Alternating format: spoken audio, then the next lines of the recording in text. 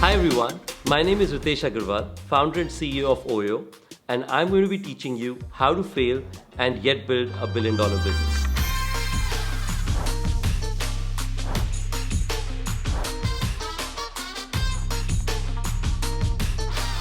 I started OYO 7 years back. We are today one of the leading hotel platforms around the world. We serve close to 190,000 small hotels and homes around the world who are a part of our platform, which translates to over 1 million rooms.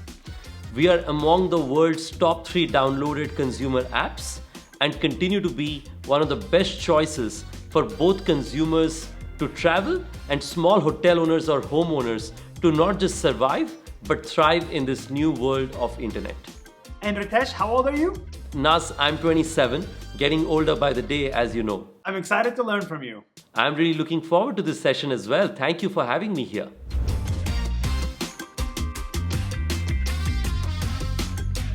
This topic is very close to my heart. I've always believed all through the last many years I've built OYO is that every overnight success is at least a 5 or a 10-year-old story. A lot of times you may open a newspaper and see the story of an entrepreneur and look at it and feel, gosh, she or he got lucky. They just were successful overnight because somebody chose to invest in them, or they just found a business idea that was fascinating. Remember, if that's a real story, those people have been hard at work for at least 5 to 10 years. How did you build a business? Why are you a founder? And how can I be a founder? I think the question of a founder is a very critical one. How am I a founder? How did I know that? How do you know whether you are a founder? And how do you make sure that once you're able to assess, you know what's in store for you, both the good, the bad, and the ugly? I think the most important quest for a founder is that of knowing how passionate are you about solving a problem. And that should be the single most important thing for you. If you know that you're genuinely most excited about solving problems, regardless of whether you are wealthy or you're in duress, that is the most unique trait of being an entrepreneur or a founder yourself. Let me tell you a story of how I heard the word entrepreneur for the first time. I was in my 3rd grade. My eldest sister told me they have an entrepreneurship event. When you're young, you keep that Oxford dictionary, the small little Oxford dictionary, very close to yourself. So I went there and I searched to myself what entrepreneurship meant. And it read, if I'm not wrong, somebody who finds a problem, solves it, and creates wealth around herself or himself. I found it fascinating that you could solve problems and create wealth both at the same time. In that context, I'd like to recommend and ask you this question. What drives you every day you wake up? Is it the problems around you that you want to fix? Or something else? When you're under the shower, if you can't stop thinking about the problems and the challenges around yourself, and instead of complaining about them, you want to take charge and want to go fix it, that's when you know you're a founder. It doesn't matter what's your age, what's your background, what's your industry, what's your qualification, where are you from, whether you are qualified to solve the problems or not. Because remember, I'm not qualified to be a hotelier. One of the best automobile entrepreneurs in the world was not qualified to be an automobile engineer, but each one of them are pursuing their interests because of their love and passion to solve problems. That's how I think you identify whether you're a founder or not, and whether you want to pursue an idea or not.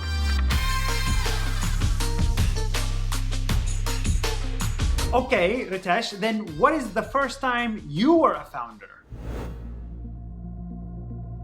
I used to live in a little town in the southern half of the state called Odisha in India, where I grew up.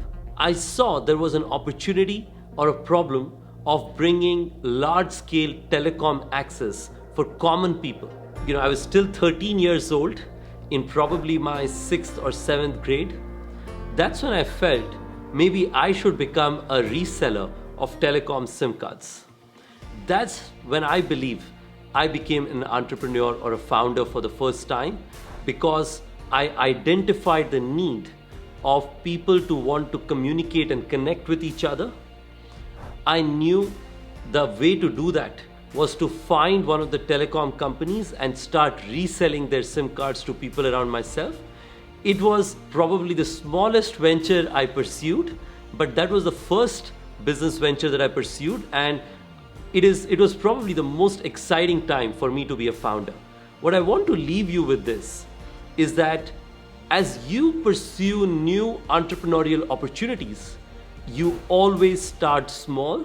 And if you feel you have a problem to solve, don't think whether it's too big, too small, too early, too late. Just jump deep and try and make sure that you can solve that problem. That's when you start being a founder. But what about people who may have insecurities, either their background, their age? You're not young enough, you're not old enough, you're not smart enough. How does a founder survive their insecurities? The insecurities that come with being a founder are quite broad. It could be age, it could be your background, it could be the balance in your bank account, it could be the family around yourself who's telling you, are you sure you can make this work? There can be many of these insecurities around yourself. But in these situations, the one thing that matters the most is your belief and conviction in solving the problem that you have. I was always confident that the passion and conviction I had to solve the problem I was starting out with was unparalleled, and nobody else would have the passion or the hunger to solve the problems that I was pursuing. And that is why I was confident. And I knew, worst case, even if I failed, I'm going to go try again and will not stop until I succeed. That conviction and confidence really made a difference for myself, and I failed. I failed multiple times. Wait, sorry, I have to pop up here. Ritesh, when you started a company, you were very, very young. Does your age work against you or in your favor when you're so young as an entrepreneur? And do you recommend young people to start a company? Remember, there are a lot of stacks that are in your favor, and there are bunch that are not in your favor. Things that are in your favor include you're young and you have nothing to lose. Use that to your advantage. You can now pursue industries that nobody else could have imagined who has the pressure of being successful. Second, you could use your laptop and internet and start a company out of your university campus. You don't need to go set up a business with an office space, an on-premise server, and things like those. Third, you can pursue new ideas every few months and fail because nobody's tracking you, or nobody's saying that, gosh, look at this girl or guy who's been successful or failure twice, and what's happening next. And the fourth is, if not for anything, even if you fail, the learnings will be so valuable that all through your life, you would think that in your formative years, you were pursuing things nobody else was thinking about. These are things I'd recommend you as you think about the world of entrepreneurship being young. And sure, there will be challenges, some that I encountered as well. You will face challenges of people thinking, are you even credible? Can you build a real business? How committed are you? I remember one of my early mentors' conversations to me, which is people always want to join companies and founders who have momentum on their side. So you should begin your idea, build momentum around yourself. You will have everybody wanting to join you. Employees, investors, customers, and everyone else. But if you wait for one of them to join you, you will never get started.